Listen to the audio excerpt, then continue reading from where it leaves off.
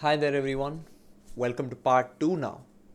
So part 2 is obviously carrying on from part 1, but I hope you have first gone through the industry analysis, had an understanding of the same. Then you went through pre-scene part 1, which was the introduction of the company, a little bit of the background of lithium mining. I hope you've gone through part 1 and side by side you are making your list of important E3, P3 and F3 topics which I'm speaking about during the pre-scene analysis itself. So during the analysis topics that I'm speaking about, you are supposed to make a list of those topics and write those topics down, because those will be important areas for you to revise. So I hope you've done that throughout part number 1 and I hope you've understood part number 1. Don't be in a hurry to move to part 2 and part 3 just because it's available. First, you must carefully go through industry analysis, pre-scene part 1. Once you are comfortable with this material, move to the next video, which is this one, so that we have given you stuff in bite-sized chunks, so that you can also break it down and you can also understand slowly, steadily every part of our company, Rotomyne. So in the last part, we ended at a small introduction of Rotomyne. We did a very small introduction to our company. We started to speak about Rotomyne, and that's where part 1 ended.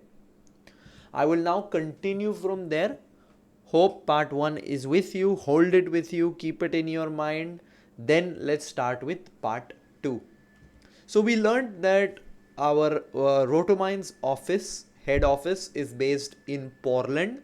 It's a convenient location, but we don't have any mines in Portland. So head office provides strategic planning and oversight for the company's mining operations. So head office, which you are part of, provides planning and oversight. It's not dealing with the day-to-day actual mining of lithium. That's not the job of head office. That's not your job as well as a senior finance manager. So the mines and their associated processing plants are managed locally, like we know. Wherever they are managed locally, but strategic planning, oversight, support happens at the head office. Rotomyne has a reputation for innovation, particularly in terms of developing processes for rapid and reliable extraction and delivery of lithium products. So within our company's, let's say, culture is innovation to quickly extract and deliver lithium products. That's in my culture. Rotomyne has a research and training facility that is associated with a leading university. This is used to develop new ways to use lithium in an industrial setting and also to develop new extraction and conversion techniques, because we know new techniques will be needed to mine lithium so that it's less and less harmful to the environment. Earlier there was the open mining and the brine mines. Now there is the direct lithium mining method as well, direct lithium extraction method as well. So new innovations is what we want to promote. That is why we have our own research and training facility. We have invested within this research and development. So this aligns with leveraging core competencies in lithium extraction and product development, because you are trying to develop new ways to mine that lithium and develop new ways how lithium can be used. It's going to be to the benefit of your company only, right? So this is your core competency. Academic staff at the university use the facility for research into the chemical properties of lithium. So academic staff from that university use my facilities. Some of the findings from this research have led to commercial applications that have benefited Rotomyne. If there is a better new application for lithium, there will be more demand for lithium, which Rotomyne is then going to supply. So that is why we have invested in research and training facilities, because indirectly it's going to generate new markets, new sales, new products for us. Rotomyne collaborates with customers on research studies into the development of improved batteries and other products that require lithium. So you are supporting the use of lithium everywhere so that there is demand for lithium. The research and training facility is also used to provide training in the safe handling and management of lithium for Rotomyne's professional chemists and engineers, as well as for the university academic staff and students. Naturally, we are going to have multiple stakeholders, including governments for the permits, customers who are taking my lithium, who is purchasing my lithium, the public because they are concerned about sustainability. So effective stakeholder management, this university as well, the staff within the university, the staff working with us, all of these are stakeholders.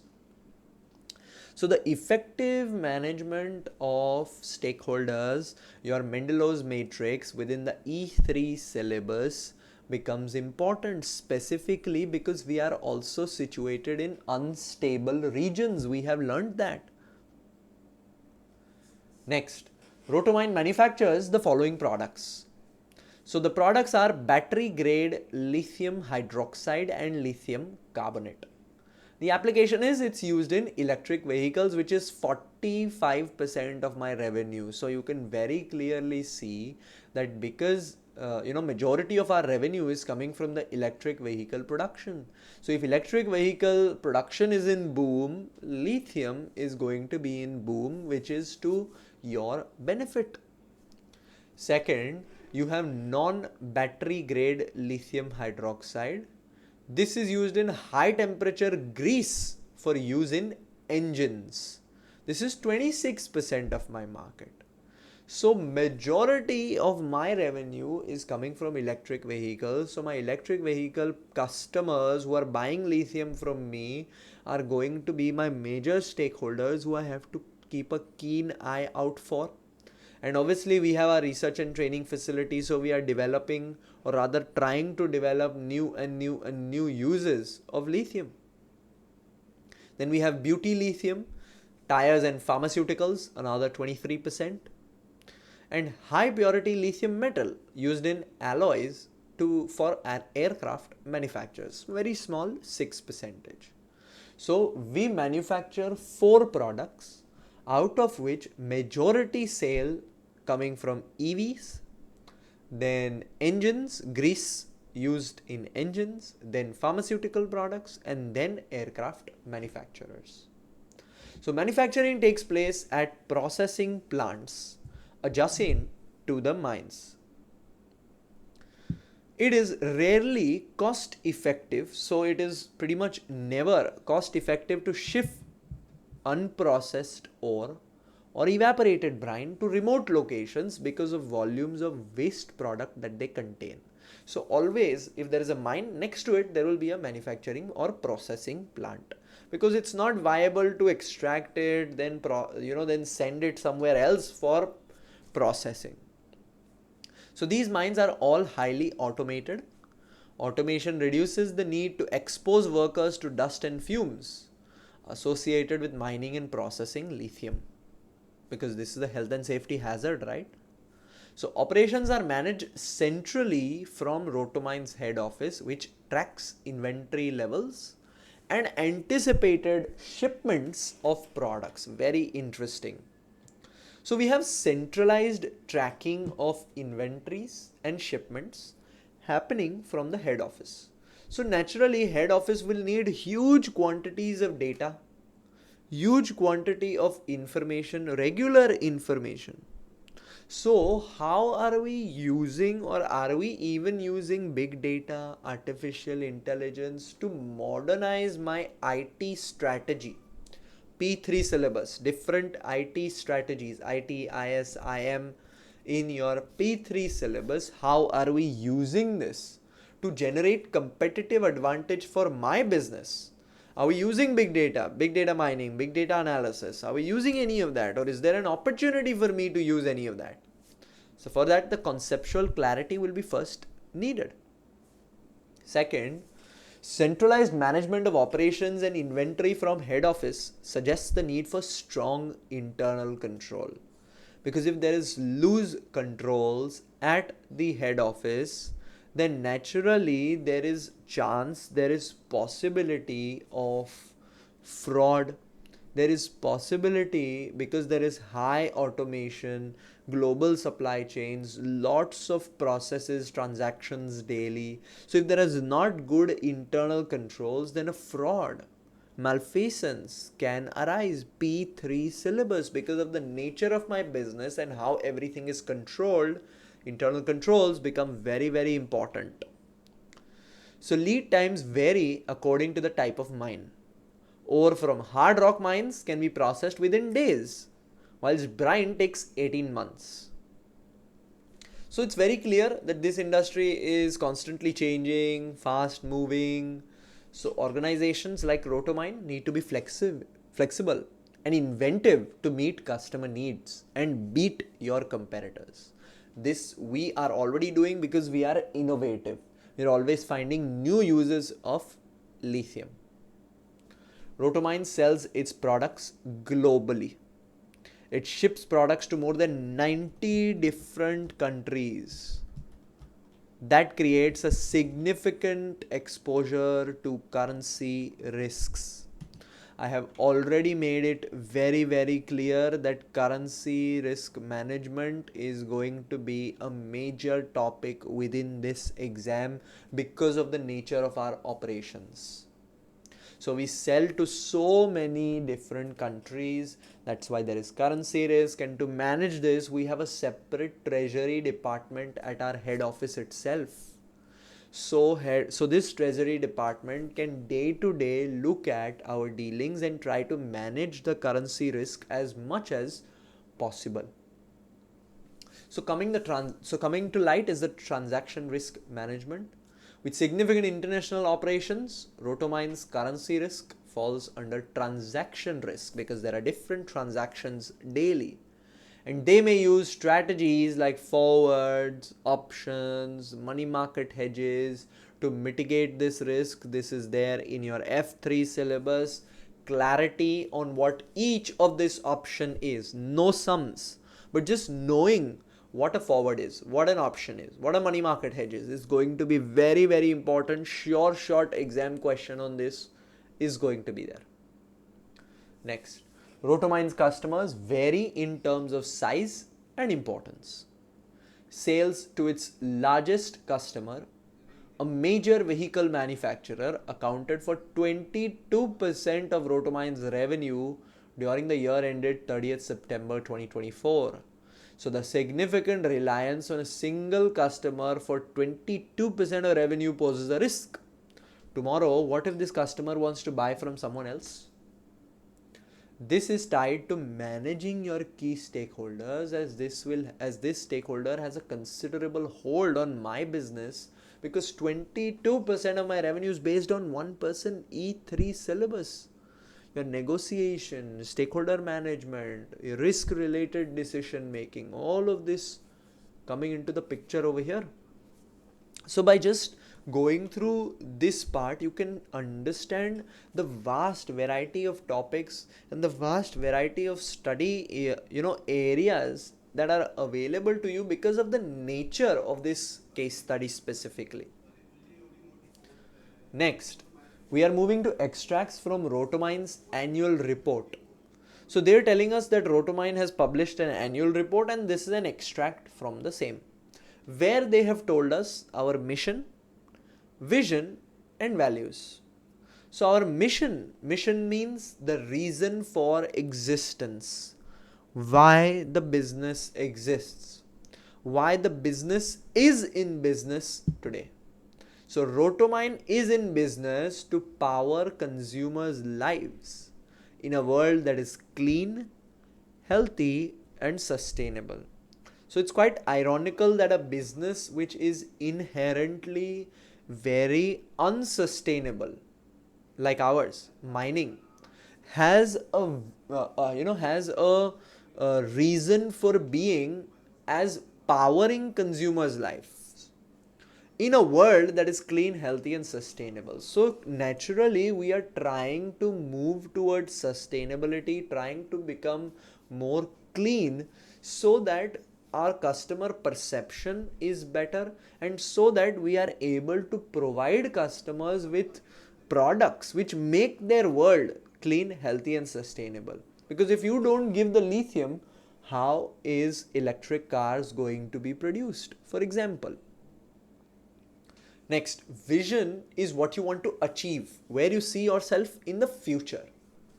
So Rotomyne's vision is to meet customers' needs for the reliable supply of good quality materials. In particular, Rotomyne wishes to transform the delivery of power through its support for customers who depend on lithium. So we want to change how power is generated. Power is generated from electricity, from coal, from petrol, oil, all of that, but that's not sustainable. If it's developed from lithium, which is which is being converted to a battery, then naturally it's a little bit of a more sustainable option, and this is what the world is moving towards. Yes, lithium mining in itself is a highly non-sustainable market, let's put it that way, but new ways of extracting lithium like the direct lithium extraction method and further new ways that will be found will make this industry more sustainable. But our vision is to meet customers' needs by supplying good quality lithium first, and second, changing the power needs of customer. So we want to promote lithium at a very high grade. That's my vision. That's where I see myself in the future as a company. Now remember, you always need to stay true to your mission and vision. You cannot suggest something that is completely opposite, completely against your mission or vision, because then naturally it would mean that you are violating the basics of your company, which does not happen because it's such a large company, such a well established company.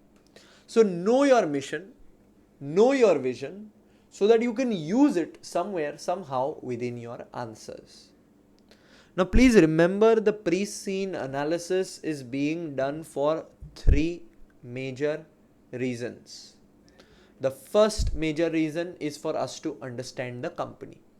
Without understanding Rotomyne, you naturally can't write a good answer. Second, to help you identify important E3, P3 and F3 topics, which I am doing along the way.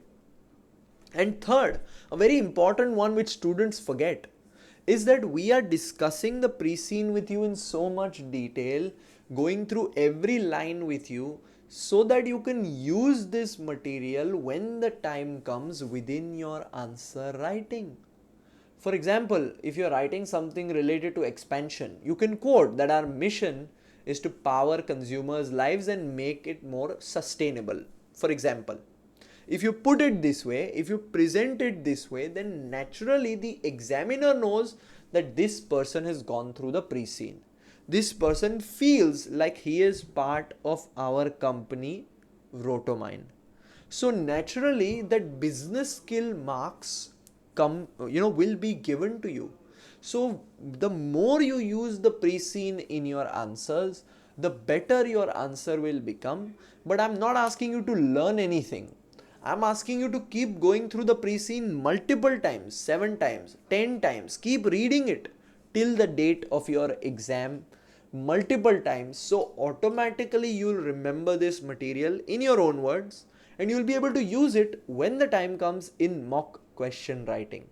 Because the more you use information from the pre-scene, which I have already given to you within your answers, the more marks you get.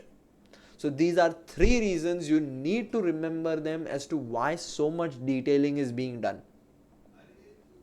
Moving on to our values. So our values are to act ethically, honestly, remember this, sustainability, safety, innovation, and responsive to customer needs. All of this is very clear in our operations. because we are moving towards sustainability. We are giving importance to health and safety. We have our own research and development facility. We are staying ahead of customers' needs. So all of this is already showcased within the business, and in the future as well, when you write something, it has to be true to the mission, true to the vision, true to the values, because you cannot suggest something unethical, for example, because it's going to go completely against CIMA rules as well as your company's rules.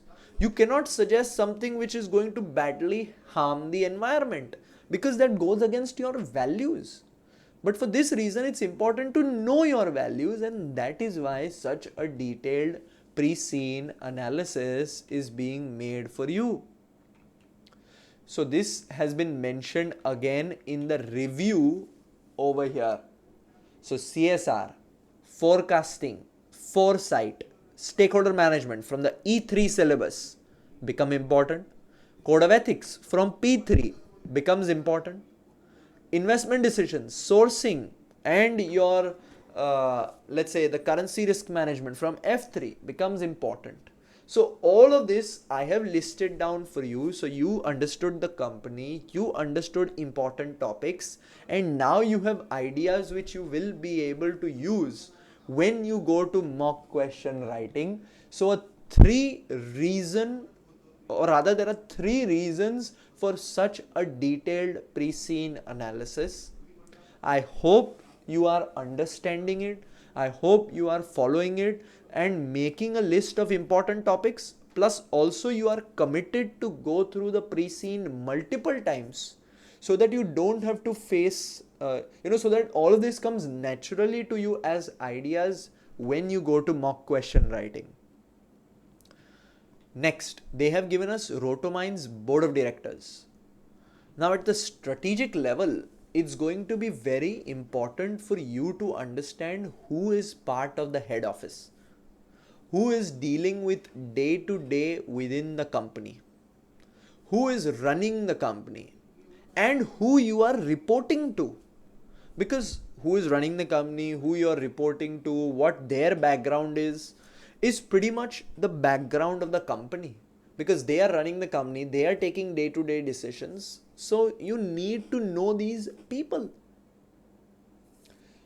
So again, there are two reasons why a detailed note on the board of directors is needed. First, like we know, we need to know the people who are running our company, because their background will say a lot about the company's future, because CEO, chairman, all of these are making day-to-day decisions for the company, right?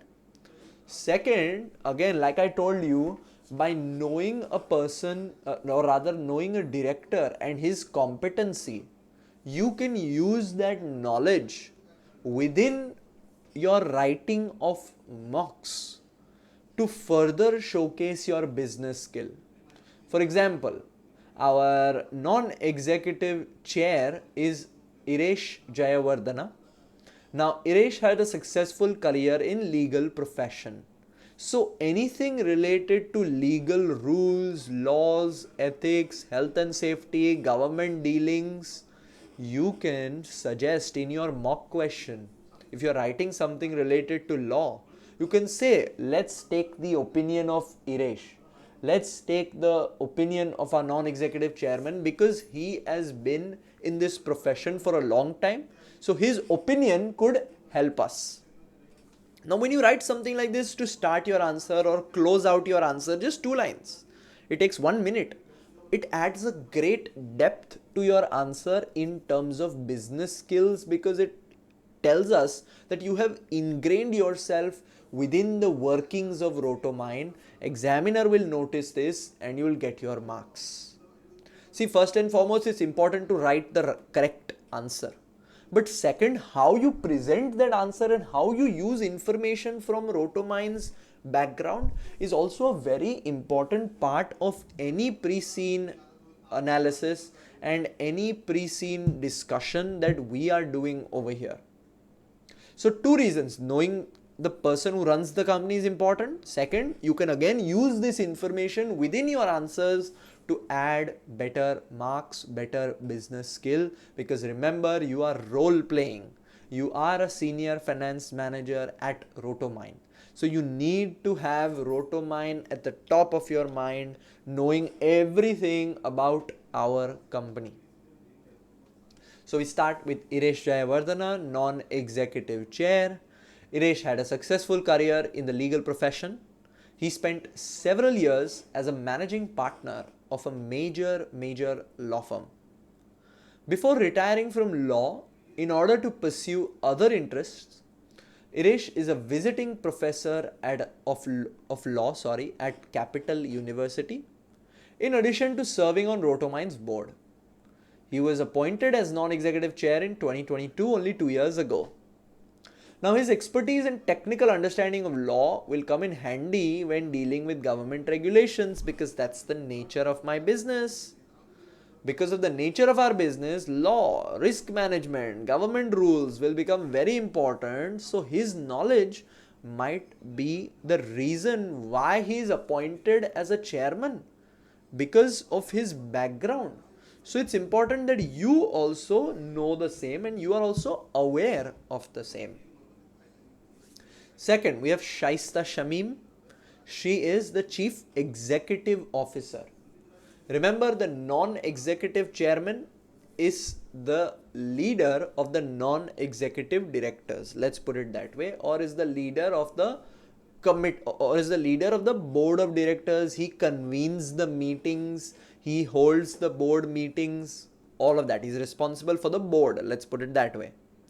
The CEO is responsible for the day-to-day running of the organization. Day-to-day decisions are made by the CEO, or pretty much the running of the organization is decided by the CEO.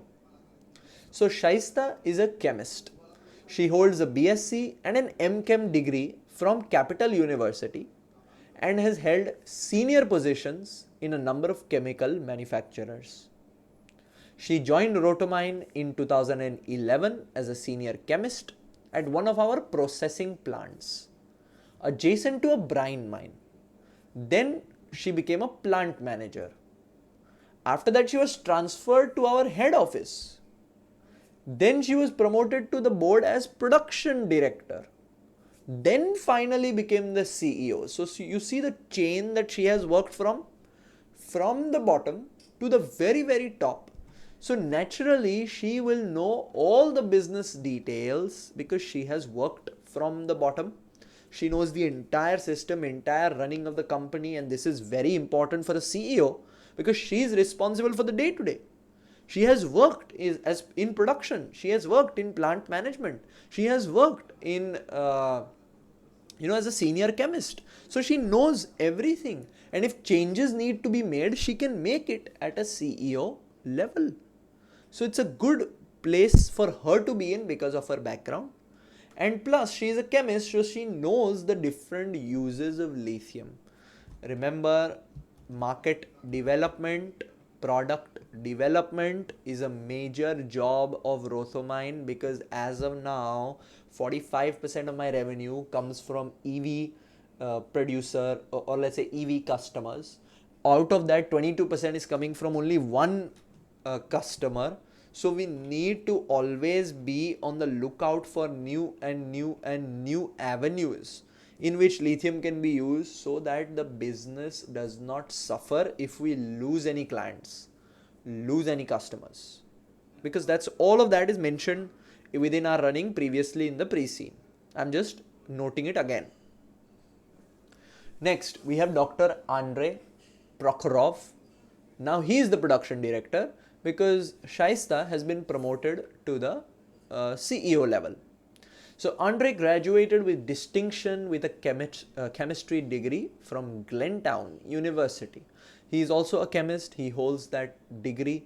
He went on to complete a PhD on the behavior of lithium-based alloys in deep space before embarking on a successful career in manufacturing. So he holds a PhD on the use of lithium but in deep space. So in the spacecraft industry.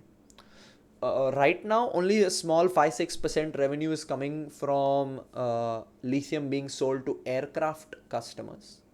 So maybe in the future there could be an opportunity that we start to develop a product that is sold to deep space ship making aircraft companies. For example, like companies which make satellites, for companies which make rockets that go into space. There could be a situation that comes up because of our production director's background. Just something that came to my mind. So he has worked for several leading chemical companies, primarily on the development and manufacture of alloys. He joined Rotomyne as head of research and training in 2018. He was promoted to Rotomyne's board as production director in 2022. So this is going to be arguably one of the most important parts of our business, because operations is what defines our business. His past work, his experience, where he has worked through the ranks in our company, as well as in other companies, is a big plus for us. His education is also high, so he holds the merit to hold this position. Next, we have Cecilia, who is Human Resource Director. Going to be very important for us because we are such a large, such a global company. So good that HR has board representation. It showcases the importance of HR for the company.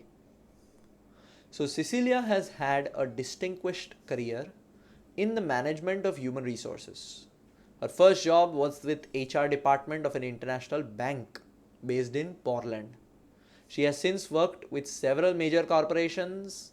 She served as HR director of a major vehicle manufacturer before she joined Rotomyne. So she's worked with an international bank, so international aspect. She's worked with vehicle manufacturer, both of which are labor intensive. So she knows the dealings with people, and she was appointed to our board in 2020.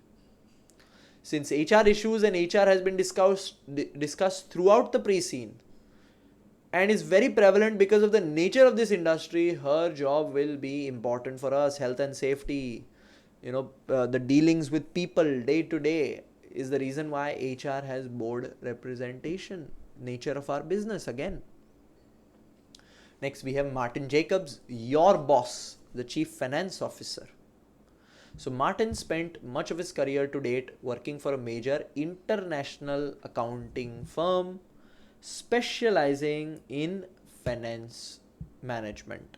So again, he has international background. During that time, he had 2 overseas secondments, the first in a developing country, second in a major trading center. So Martin has this knowledge. He has worked in a developing country, so he knows the financial situation over there. He has worked in a major trading center, so he knows how quoted derivatives, how quoted let's say options, money market hedges and all of that works, because he will have that background. This is related to your F3 syllabus. Martin was promoted to partner in 2008, subsequently spending 4 years as partner in charge of accounting firm's operation in Portland. He joined directly Rotomyne's board as CFO in 2019. So he could help us manage and deal with finance related issues, because major manufacturing businesses are capital intensive. He carries this background with him. He carries this knowledge with him. Anything related to finance, raising finance, the debt market, equity market, dividends, business valuation, transaction risk management. You can use the background of Martin within your answers to add a great, let's say, depth to your answer, to add pre-scene knowledge, pre-scene background to your answer. Next, we have Onwaba looking at marketing. So Onwaba has had a varied career in commercial sales.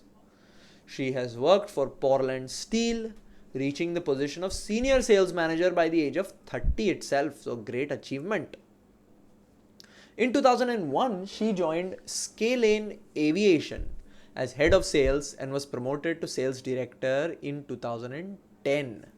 So in one she became head of sales for an aviation company. Remember, 6% of my products are being sold to aircraft manufacturers. She was then promoted to sales director, and then she joined Rotomyne as marketing director in 2019.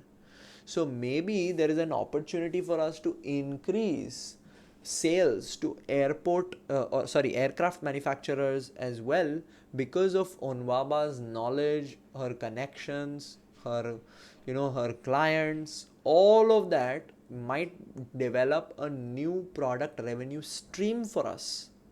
So again, her knowledge, her background is strong, like all the executive directors that we have spoken. So far we have seen that all executive directors merit their place, merit their standing, and merit their let's say just part as board of the directors, because all are very well qualified. Now let's move to non-executive directors. So we have Pierre Forcier. He is the senior independent director.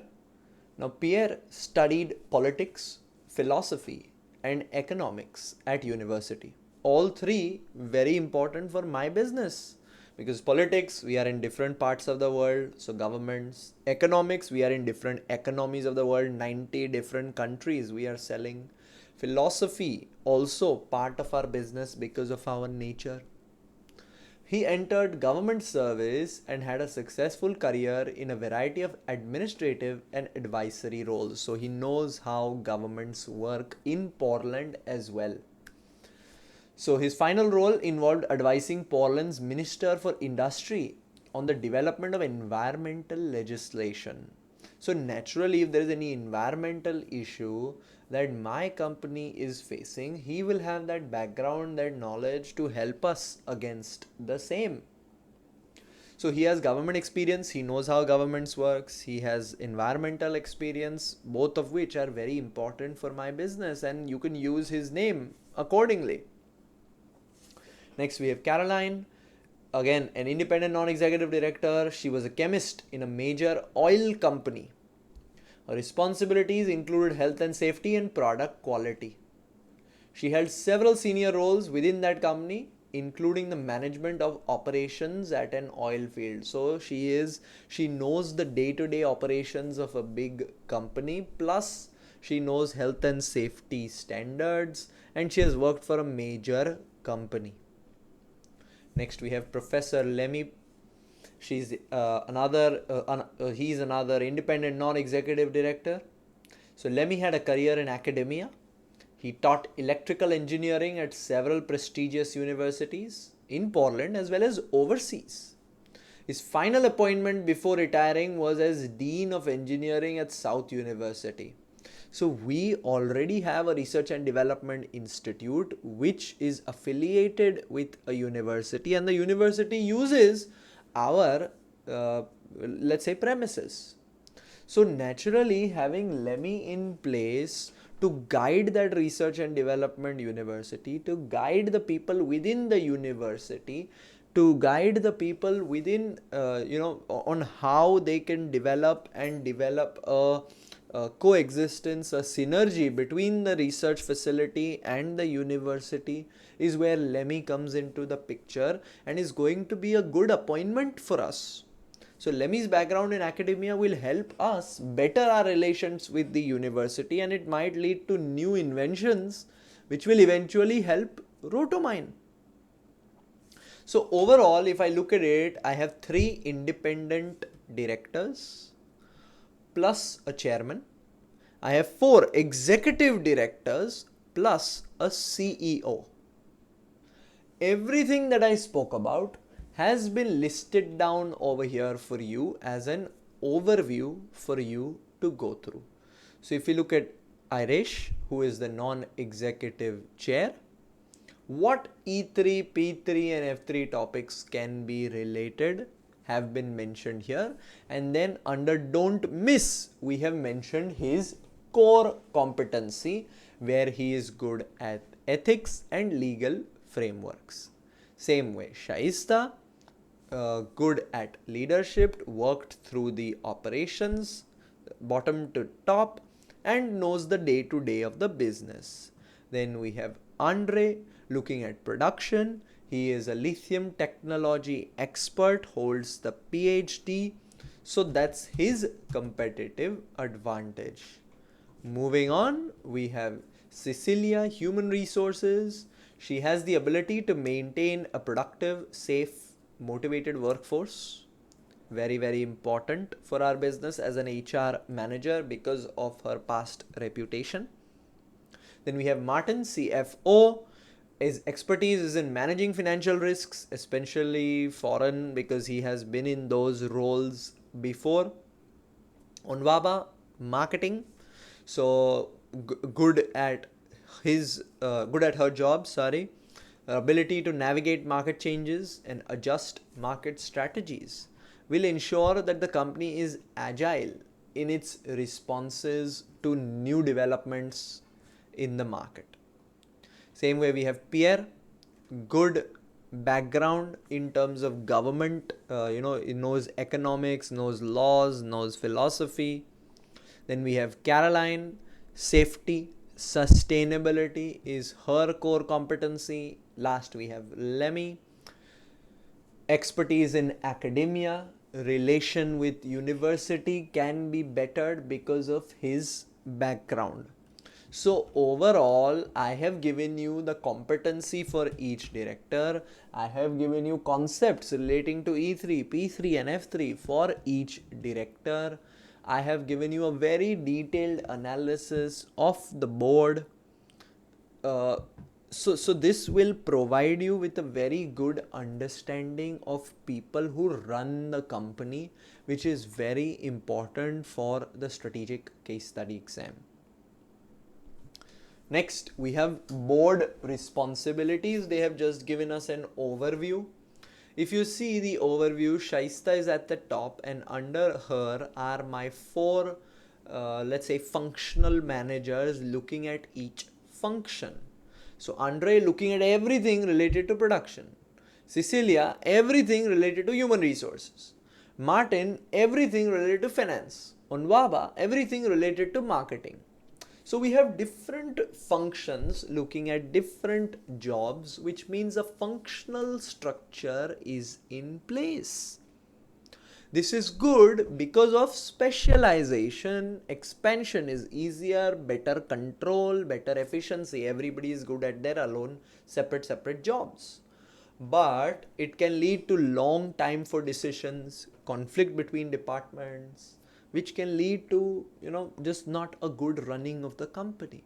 So the functional structure has its advantages, has its disadvantages, which we have looked at over here because of this board responsibilities diagram that they have given us. Same way, they have given us, the board committees, the committees that the board has. So we know that we have an audit committee, a risk committee, a remuneration committee, nominations committee. Very, very good.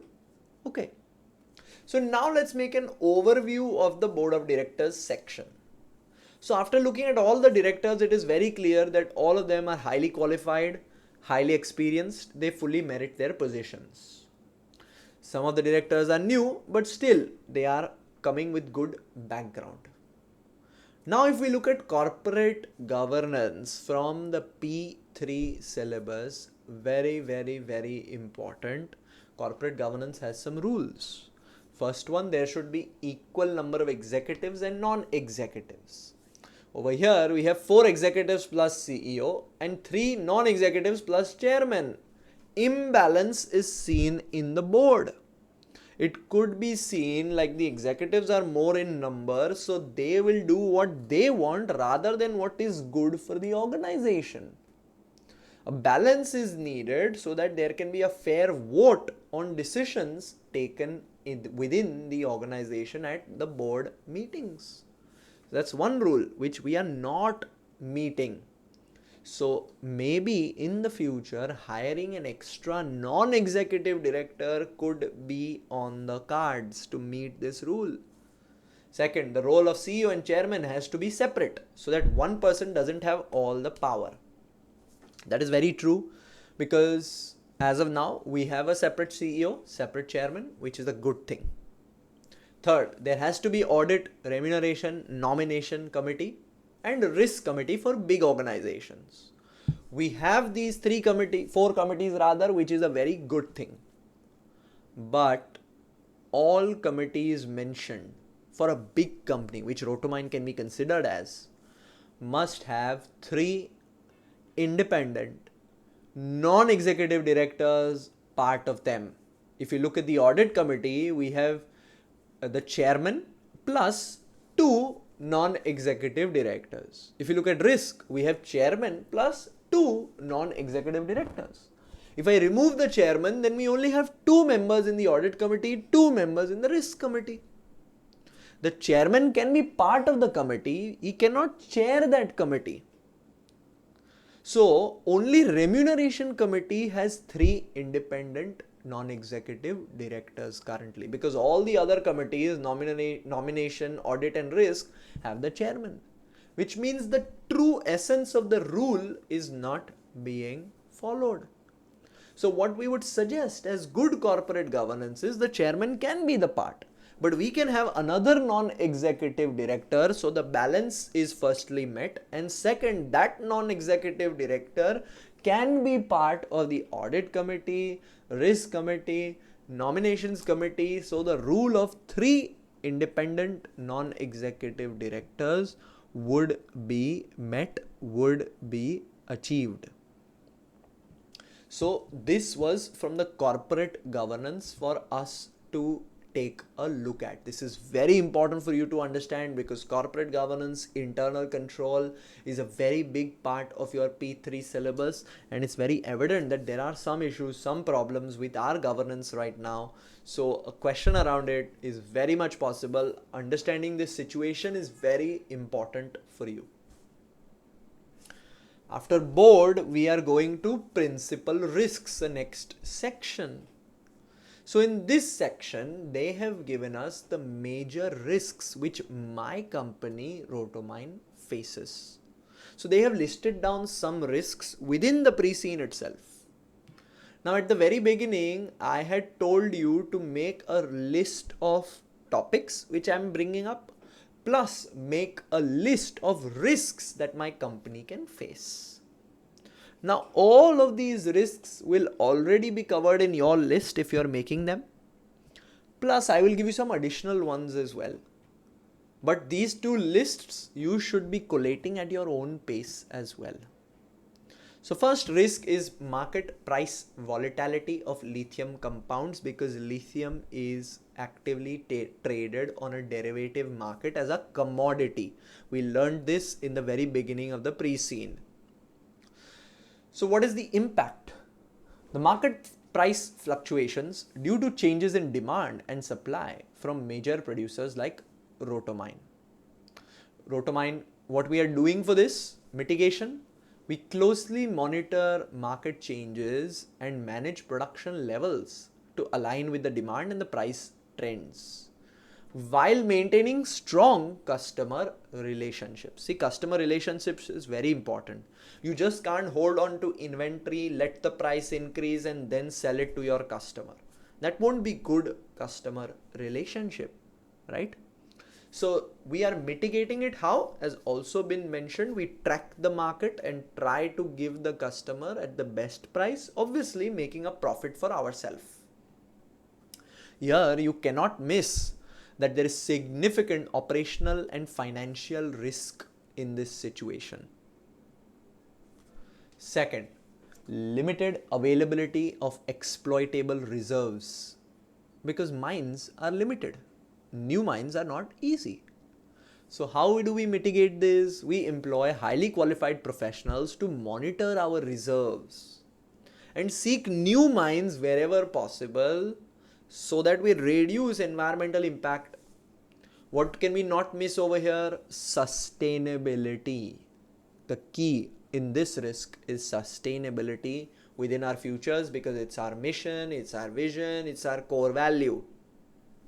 Third, environmental regulations. This is a risk, right? So stricter environmental regulations can limit operations and penalties. What do? We exceed the compliance with local regulations by adhering to the strictest of global environmental standards. Again, this is also showcasing my sustainability credentials. Fourth risk they have highlighted is one which we have repeatedly spoken about, which is your foreign exchange risk. So, what is the impact of this risk? Naturally, exchange rate fluctuations affect my global operations, influencing costs as well as revenues. What are we doing for this? We have a separate treasury department altogether who is looking at exchange rate risks daily. So important, don't miss over here the guidance or support that you will have to provide as a senior manager to this risk, or rather to this treasury management team brings in your F3 syllabus. Fifth, political instability. We are in different parts of the world. 2 of my mines are in unstable countries. The mitigation is Rotomyne complies with local regulations and you build strong relationships with the government. Don't miss, this is a situation of political risk. Sixth risk is industrial accidents and environmental damage. So mining and chemical plant operations naturally can lead to many injuries. What do? We comply with the highest safety regulations and often exceed them. So see, remember, this has to do with ethics, health and safety, risk management. So these are the 6 risks which have been highlighted within the pre-scene. A lot more risks have been highlighted by me during my pre-scene analysis itself, like human resource risk, like let's say, any risk that I have spoken about within the pre-scene, health and safety, the structure of the organization being a risk, financial risks, any risk, not corporate governance risk, not having equal number of executives, non-executives, all of these risks, you should have actively created a list of risks which my company can face, and this is a very important part of your strategic case study analysis. This was part 2. Part by part, step by step, operations of the company discussed. You should be creating your topic list. You should be creating your risk list. Be very clear with part 1, or rather be very clear with industry analysis. Part 1, part 2, watch it again if you want. Then jump to the financial analysis, which is part 3. Just because financial analysis is given doesn't mean you have to go through it. First get comfortable with part 1, part 2, then move to part 3, which is the financial analysis. That's all from me for part